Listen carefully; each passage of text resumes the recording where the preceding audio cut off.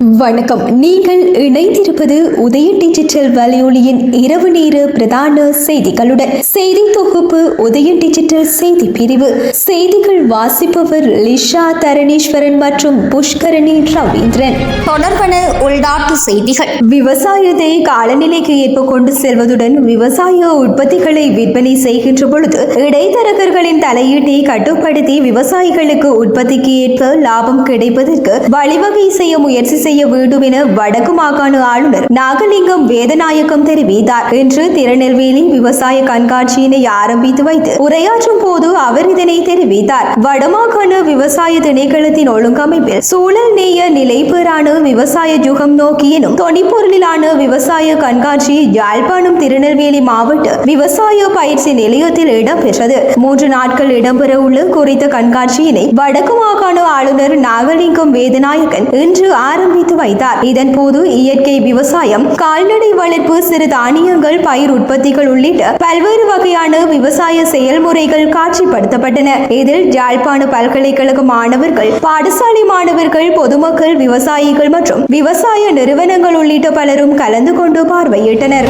மகாத்மா காந்தியின் 155வது பிறந்த நாள் கொண்டாட்ட நிகழ்வுகள் இன்று காலை யாழ்ப்பாணத்தில் இடம்பெற்றது. யாழில் உள்ள இந்திய துணை தூதரகத்தின் ஏற்பாட்டில் இடம்பெற்ற இந்த நிகழ்வின் போது யாழ்ப்பாணம் மருத்துவமனை வீதியில் உள்ள மகாத்மா காந்தியின் உருவச்சிலைக்கு மலர் மாலை அணிவிக்கப்பட்டு மரியாதை செலுத்தப்பட்டது. நிகழ்வில் இந்திய துணை தூதர் சாய்முரளி, வடமாகாண பிரதம செயலாளர் இளங்கோவன், யாழ்ப்பாண பல்கலைக்கழக துணைவேந்தர் சி ஸ்ரீசர் குணராஜா, யாழ்ப்பாண போதனா மருத்துவமனை பணிப்பாளர் த சத்தியமூர்த்தி, யாழ் மாநகர ஆணையாளர் கிருஷ்ணேந்திரன், யாழ்ப்பாண பிராந்திய உதவி போலீஸ் அத்தியட்சகர் மற்றும் சமய சமூக பிரதிநிதிகள், இந்திய துணை தூதரக அதிகாரிகள், அகில இலங்கை காந்தி சேவா சங்க பிரதிநிதிகள் என பலரும் கலந்து கொண்டிருந்தமை குறிப்பிடத்தக்கது. இதன் போது காந்தியம் ஏடு வெளியிட்டு வைக்கப்பட்டு அதன் பிரதி அனைவருக்கும் வழங்கி வைக்கப்பட்டது. மேலும் இந்திய துணை தூதரக அதிகாரிகளால் துவிச்சக்கர வண்டி பவனி ஒன்றும் மேற்கொள்ளப்பட்டதுடன் யாழ்ப்பாணம் பண்பாட்டு மையத்தில் வடமாகாண ஆளுநர் நா வேதநாயகனின் பங்கேற்புடன் மரநடிகையும் இடம்பெற்றது. நாடாளுமன்ற தேர்தல் 2024 வன்னி தேர்தல் தொகுதியில் சுயாதீனமாக போட்டியிடுவதற்கான கட்டுப்பணத்தை தமிழர் மரபுரிமை கட்சியினர் இன்று வவுனியா தேர்தல்கள் ஆணைக்குழுவில் செலுத்தியிருந்தனர். கட்சியின் தலைவர் நேசராசா சங்கீதன் தலைமையில் குறித்த கட்டுப்பணம் செலுத்தப்பட்டது. பணத்தை செலுத்திய பின்னர் ஊடகவியலாளர்களை சந்தித்து கருத்து தெரிவித்த கட்சியின் தலைவர், தாங்கள் கடந்த உள்ளூராட்சி தேர்தலில் முல்லைத்தீவில் சுயேட்சை குழுவாக போட்டியிட்டு பல பிரதேச சபை உறுப்பினர்களை கொண்டுள்ள கட்சி என்றும் நடக்க இருக்கும் நாடாளுமன்ற தேர்தலில் இளம் சமுதாயத்திற்கு சந்தர்ப்பம் கிடைக்க வேண்டும், அதற்கான தளத்தை தாங்கள் முன்னெடுத்துள்ளதாக தெரிவித்த அவர், தமது கட்சியானது வடக்கு மற்றும் கிழக்கில் அனைத்து மாவட்டங்களிலும் சுயேட்சையாக போட்டியிட உள்ளதாகவும் தெரிவித்திருந்தார்.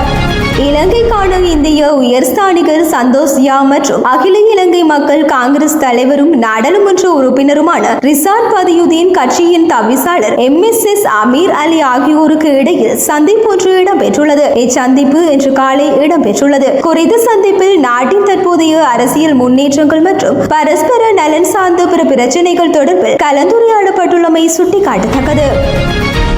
ஜனாதிபதி அனுரகுமார திசாநாயக்க மற்றும் இலங்கைக்கான கியூபா தூதுவர் அண்ட்ரஸ் மார்செலோ கொன்சாலேஸ் கொரிடோ ஆகியோருக்கு இடையிலான சந்திப்பு ஒன்று இன்று காலை ஜனாதிபதி அலுவலகத்தில் நடைபெற்றது. இதன்போது இரு நாடுகளுக்கும் இடையிலான நீண்டகால ராஜதந்திர தொடர்புகள் மற்றும் நட்புறவுகளை பலப்படுத்திக் கொள்வது தொடர்பில் கவனம் செலுத்தப்பட்டது. ஜனாதிபதி தேர்தலில் பெற்றுக்கொண்ட வெற்றிக்கு ஜனாதிபதி அனுரகுமார திசாநாயக்கவிற்கு வாழ்த்து தெரிவித்து கியூபா தூதுவர் ஜனாதிபதியின் தலைமைத்துவத்திற்கு பாராட்டு தெரிவித்ததோடு இலங்கையுடனான ஒத்துழைப்புகளை பலப்படுத்த கியூபா எதிர்பார்த்திருப்பதாகவும் தெரிவித்தார். மேலும் டெங்கு ஒழிப்புக்கு இலங்கை அரசாங்கம் மேற்கொண்டு வரும் முயற்சிகளுக்கு கியூபா அரசாங்கத்தின் தொடர்ச்சியான ஒத்துழைப்பு வழங்கப்படும் என இதன்போது உறுதியளிக்கப்பட்டது. டெங்கு ஒழிப்பு செயற்பாடுகளில் கியூபா பெற்றுள்ள வெற்றிகள் தொடர்பில் சுட்டிக்காட்டிய கியூபா தூதுவர், இலங்கைக்கு டெங்கு ஒழிப்புக்கு அவசியமாக பொது சுகாதார வேலை திட்டங்கள் தொடர்பிலான நிபுணத்துவ அறிவை பகிர்ந்து கொள்வதில் ஆர்வமாக இருப்பதாகவும் தெரிவித்தார்.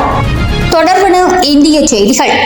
மகாராஷ்டிரா மாநிலம் புனேவில் உள்ள பாவ்தான் பகுதியில் ஹெலிகாப்டர் விபத்திற்குள்ளானதில் 3 உயிரிழந்துள்ளதாக இந்திய ஊடகங்கள் செய்தி வெளியிட்டுள்ளன. இச்சம்பவம் இன்று காலை 7 மணியளவில் இடம்பெற்றதாக புனே போலீசார் தெரிவித்துள்ளனர். கிருஷ்குமார் பிள்ளை, பிரீஸ்தம் சந்த் பரத்வாஜ் மற்றும் பரம்ஜீத் ஆகியோர் மூவருமே விபத்தில் உயிரிழந்துள்ளதாக அடையாளம் காணப்பட்டுள்ளனர். குறித்த ஹெலிகாப்டர் டெல்லியை சேர்ந்த ஹெரிட்டேஜ் ஏவியேஷன் என்ற தனியார் நிறுவனத்திற்கு சொந்தமானது என தகவல் தெரிவிக்கின்றதோடு விபத்திற்கான உறுதியான காரணம் இதுவரை கண்டறியப்படாத நிலையில் விசாரணைகள் முன்னெடுக்கப்பட்டு வருகின்றன. கடற்படை துணை தளபதியும் மருத்துவருமான ஆர்த்தி ஷரீன் நேற்று இந்திய ராணுவ மருத்துவ சேவைகளின் இயக்குநராக பதவியேற்றுக் கொண்டுள்ளார்.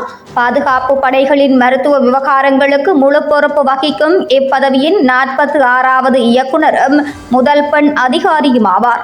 புனே ராணுவ மருத்துவ கல்லூரியின் மாணவியான இவர் கடந்த 1985ஆம் ஆண்டு டிசம்பர் மாதம் ராணுவ சேவையில் இணைந்து கொண்டதுடன் கதிரியக்க சிகிச்சை மருத்துவத்தில் நிபுணத்துவம் பெற்றுள்ள நிலையில் அவரது 28 வருட சேவையில் பல முக்கிய பொறுப்புகளில் பணியாற்றியுள்ளமை குறிப்பிடத்தக்கது. தொடர்பான உலகச் செய்திகள்.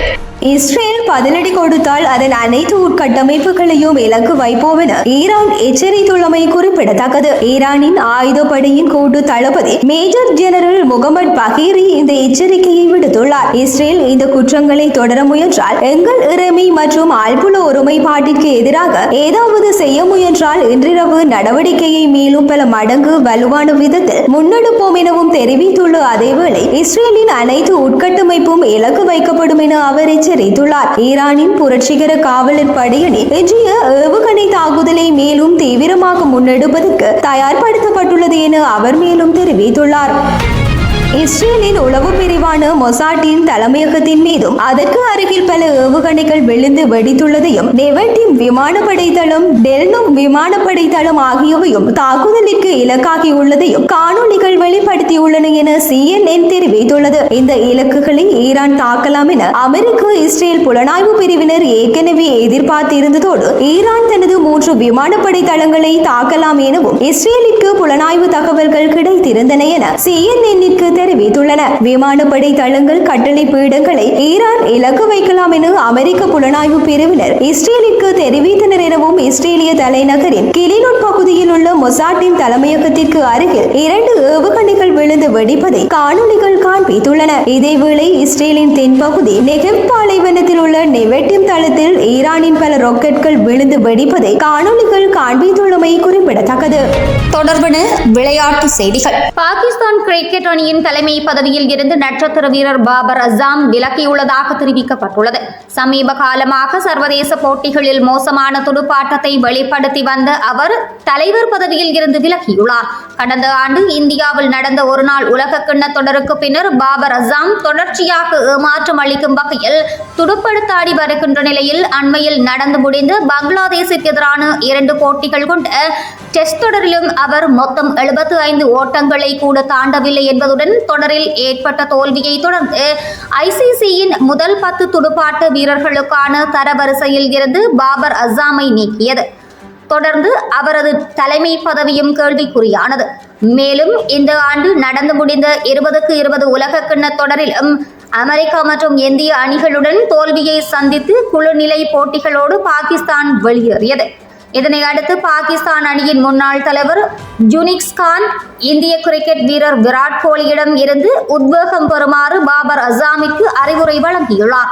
எனவே விரைவில் பாகிஸ்தான் அணியின் ஒருநாள் மற்றும் 20-20 போட்டிகளுக்கான புதிய தலைவர் அறிவிக்கப்படும் என தகவல்கள் வெளியாகியுள்ளமை சுட்டிக்காட்டத்தக்கதாகும். இத்துடன் உதயம் டிஜிட்டல் வலையொலியின் இரவு நேர பிரதான செய்திகள் நிறைவடைகின்றன. தொடர்ந்தும் நாளை காலை நேர செய்திகளுடன் இணைந்திருக்கலாம். வணக்கம்.